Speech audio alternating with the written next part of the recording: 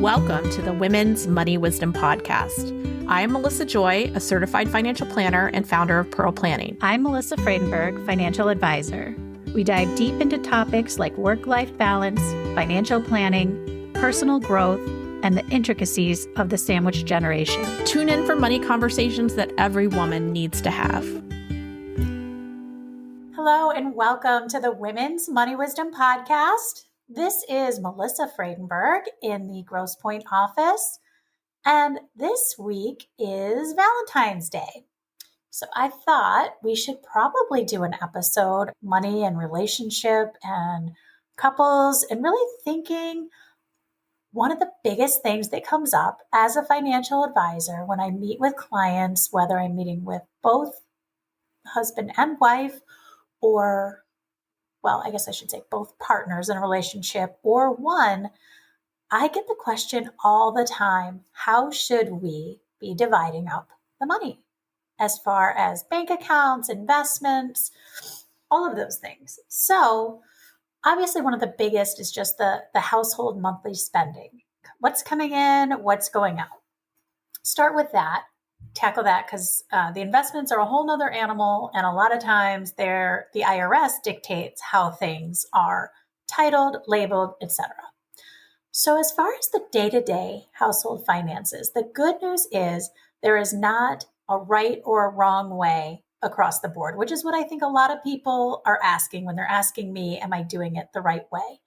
It is highly individualized for you as a couple and what works for you. So in this episode, I'm going to go through a couple of the ways that people divide the household finances, what I've seen work well and why, and I'll share a little bit of my own personal experience, both currently as well as when I was a stay-at-home mom, because that really changes the way that you divide the assets when there's one person working and one person spending, in my case, how I felt anyway.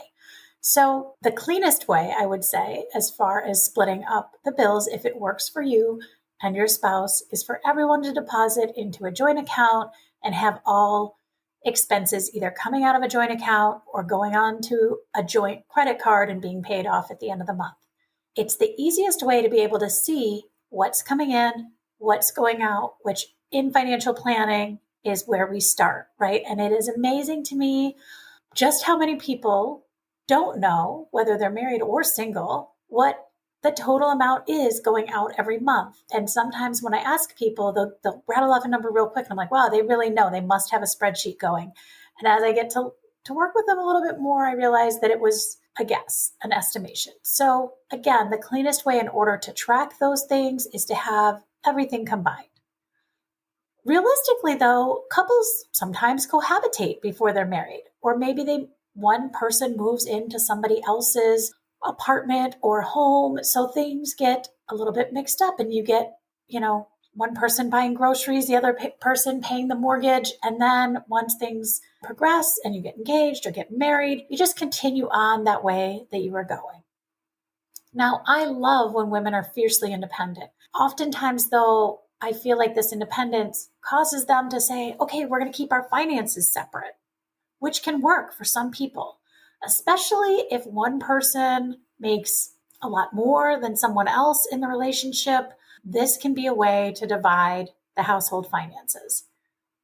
I have seen it where people say, okay, if I make 60% of the income and you make 40, I'm going to pay 60% of the household bills and you're going to pay 40% of the household bills. If that works for you, great. Personally, I don't love that because I really think that, again, having one account where all the bills are coming out of makes the most sense. And really, when you're getting into the financial things, if you are committed, if you are in a long-term relationship and you are building the thing together, and I guess I should clarify that I didn't always feel this way when I was younger, but the closer I get to retirement, the more I think about retirement with my husband. What are we going to do? What are we going to spend money on? Where are we going to live? And it really, after 17 years of marriage almost, it is a we thing. However, when we first got married, I was very much like a lot of these younger women, which is my income coming in, and I'm going to take care of my own bills and I'm going to pay for the things. So I get that. I will say, however you decide to divide the bills, that it probably makes sense to have one account together. If you would like your income going into your own account and putting either the same amount, equal amounts into this joint account that pays the bills, or have it again like 60-40 based on who makes what, do keep that separate account, but have a joint account together. Exceptions to money that going into the joint account. Even if you are in the happiest of marriages, if you are to inherit money from a family member, be very careful about dumping that money into a joint account with you and your partner. Again, it is not a reflection on whether you're in a happy marriage or not. In your mind, that money, once commingled, becomes marital assets. And all too often, in the case of divorce, we have people that were very happily married, or so they thought, who then become not happily married. And once that toothpaste is out of the tube, it's really hard to get it back in.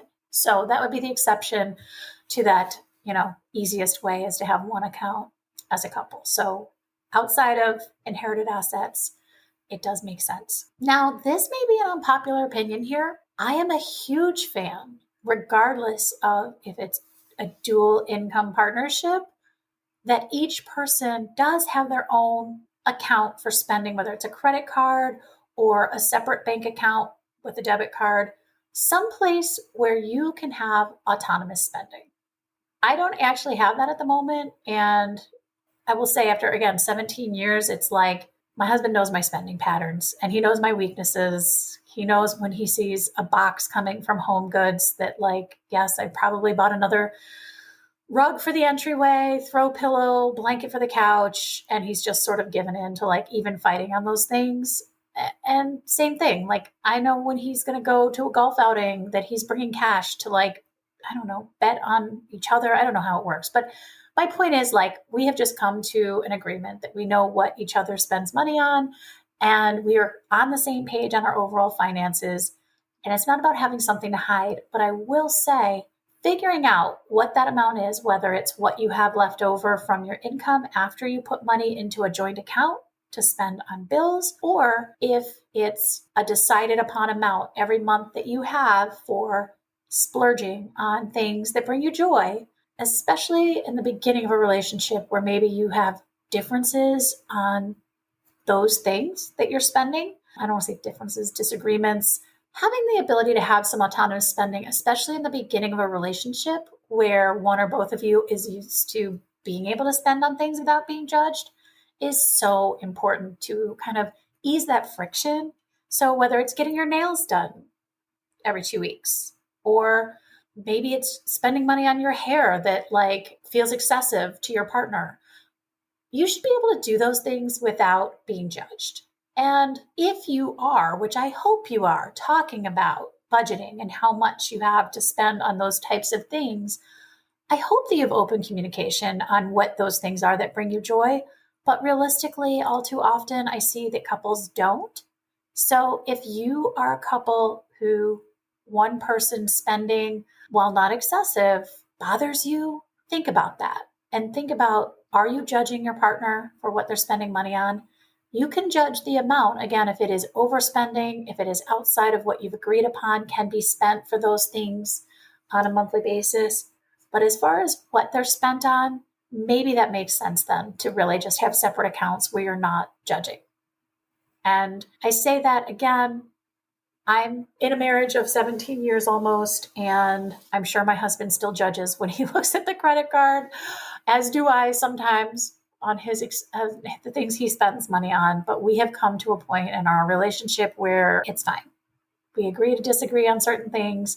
And as long as, again, we know what we spend every month and what we have coming in, and that is the important thing, that we are on agreement there. Now, when I first started the episode, I talked a little bit about investments, and that's kind of a whole different can of worms. What I want to say here is, just like with monthly spending, you should be on the same page with how much as a couple you're putting away for the future, whether it's for the purchase of a new home, or whether it's a vacation fund, or whether it is for retirement, which is a big one that a lot of people save for and should be saving for. have the conversation, whether it's over a glass of wine and dinner, whether it is just, a Sunday afternoon once a month where you sit down and kind of go through the finances together. Have that conversation, get on the same page. Just like it shouldn't matter if one person is working or staying home with kids or in grad school, both people get a say in the overall saving for and deciding what these goals are. I'm going to link in the show notes an episode that Melissa Joy did on setting financial goals, because I think it's such an important part of the conversation. And so often I see where one person in the relationship really takes care of the finances and makes those decisions without kind of putting meat to those goals. Like, what is it we're saving for? And it's really hard when one person in the relationship feels this amount is being dictated to them for a savings goal that maybe they aren't on the same page with. And they need to get on the same page. It doesn't mean that, oftentimes I'll see where one person in the relationship is the spender and they want to have more monthly cash flow, or the other person is the saver and they really want to put more away. So you have to find a happy medium in the middle. But again, the communication of what is this for? And what is it that we really want our life to look like?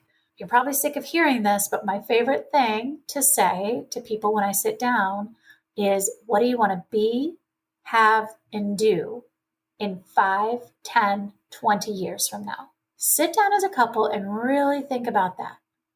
Now, the next thing to figure out after you figure out that amount that you can put away before you even touch it every month as far as your cash flow is, what vehicle is it going to be saved in? Now, if it's for retirement and you have a retirement account through work, especially if there is matching there, a 401k is most common. If you are in the public sector, you may have a 403b. But again, a retirement plan through work, that is definitely something where you at least want to put money away for retirement there up to the amount that's being matched by your company. And even if there isn't a company match, it is one of the best vehicles to put money away tax deferred for retirement. Now, if this is not money earmarked for retirement, you have more flexibility on what vehicle. And I will link another episode that can help with that, determining where to put money away. But what I do want to say is, this is one of the biggest mistakes I made with my own finances, which is I did not realize that when I was a stay-at-home mom, that I could still put money away for my retirement in an IRA. There is what's called a spousal IRA. It is an IRS term. It is not separate from a regular IRA. So if you have a traditional IRA or a Roth IRA open, you can, depending on income limits with your spouse, put money away. It could be tax deferred. It will be tax deferred. It could be, if you're eligible for a Roth, it would be post-tax money and it would be tax-free in retirement. If you are not eligible due to income, and I will link in the show notes what that is for 2024, those income requirements for a Roth versus traditional, and for income to determine if a traditional IRA contribution will be deductible. However, it will go tax deferred, and you are able, based on your age, will dictate the amount again in the show notes. There will be a link that shows you what you can put away based on your income and your age into both a traditional or a Roth IRA. The important thing I want to get through here is, if you are a non-working spouse and you do not have access to, obviously, a retirement plan through your employer, you still can contribute to an IRA during those non-working years based on a spousal IRA concept. So I do think that's really important. And I think that was one of the hardest things for me to grasp, is when I was done staying home with the kids and I went back to work, I again started to save for retirement. But those years where I missed out, I really, to this day, I still have a lot less in retirement assets than my husband, who worked for those 8 years when I stayed home. And it doesn't bother me, especially because I work with a lot of clients in divorce, and I realize if something were to happen in our marriage, that those retirement assets would be divided equitably. So the years where I didn't contribute would not necessarily hurt me in that sense. And again, we're not getting divorced, as far as I know. So we will be planning for retirement together at this point. And so those retirement assets that he saved while we were married and I stayed home with the kids, again, will help fund my retirement. But it is oftentimes with these things psychological. So I always felt like, am I retired? Am I ever going to go back to work? What am I going to be when I grow up again? And that was a big hang up for me. I wish that I would have just relaxed and enjoyed that time at the time with my kids and not worried about that. So here I am. I have a career that I love. I'm saving for retirement again. I'm earning income on my own again. And so I really stressed about that when I guess I should say unnecessarily stressed about that. So back to overall kind of how you divide the assets. When it comes to retirement assets, a lot of times retirement accounts can only be titled in the name of an individual. In fact, an IRA stands for Individual Retirement Account. So very clear in the terminology there. You cannot be a joint owner of a retirement account, either your husband's through work or if he has an IRA. However, outside of retirement savings, you can have a joint taxable investment account. And I highly recommend that after you have either maxed out retirement options or for those other goals that maybe will happen before you're 59 and a half, when you can take money from retirement accounts, with some exceptions, of course. That is a great place, a taxable investment account. So what does that look like? Well, again, all too often, I want to say, I see couples who have a taxable investment account where just one person kind of handles the investments. And that's okay if they're going to be kind of the go-between between a financial advisor, or even if they're managing it through an online brokerage on their own. But I really want both people in the relationship to know how much is in there, how much they're putting away on a monthly basis, what that money is earmarked for, so the probable thing that these funds will pay for, and also how it's being managed, how it's invested. Now I get pushback here. I get people who say, Melissa, I really don't know anything about investing. I'm not good at it. Well, guess what?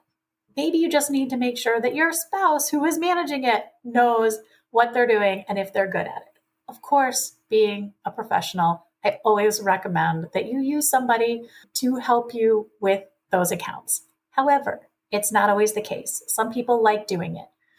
I cannot stress enough that you sit down at least quarterly, preferably monthly, and go through what you have, what it's returned, what the risk of the portfolio is, and really just be on the same page. And I say this because it really does help. It helps when both people are on the same page and no one feels like they're in the dark. Because I do feel that sometimes it becomes a control thing where one person manages it and then they get to dictate how much is put away, how much is spent, and or there's resentment there. Resentment because maybe one person feels like they're saving too much money, like they can't do the things they want to do monthly. Or the saver feels that the spender is spending too much money. And again, if it's not being talked about, it could be building resentment. So key takeaways on this episode are there's no wrong way, whatever works for you as a couple, and it may take trial and error to figure out what works for you as a couple as far as one account, and each of you have separate accounts where your paycheck goes into, or separate accounts where a certain amount from your joint account goes into every month for that autonomous spending. Or maybe you just are like me, where you're just like, okay, we're just going to do one account because it's easier and we have good communication and we're on the same page. And none of those are wrong. Some are easier to manage as a couple, but figure out what works for you and what makes both people feel seen and heard and on the same page. And again, with that comes not just the cash flow and the savings account and the investment account, if there's a joint account, but also retirement accounts. How much are we putting away? Is it going to be enough? What are we saving for? What are the goals? Really sit down and go through that with your partner and be on the same page. I hope that you have a wonderful Valentine's Day. And by the way, Valentine's Day may not be the most romantic time to start having a financial conversation together. So while this episode is airing the week of Valentine's Day, maybe wait for a different day, set a date, and say, let's sit down, get organized. And if you need help If you want to sit down with somebody who can help you and your partner get on the same page, I highly recommend finding a financial planner. That's what we do at Pearl Planning, and I will link that below if you are looking for somebody to help you with this. We would be happy to set up an intro meeting and get to know you. Thank you for listening, and I hope you're having a great day.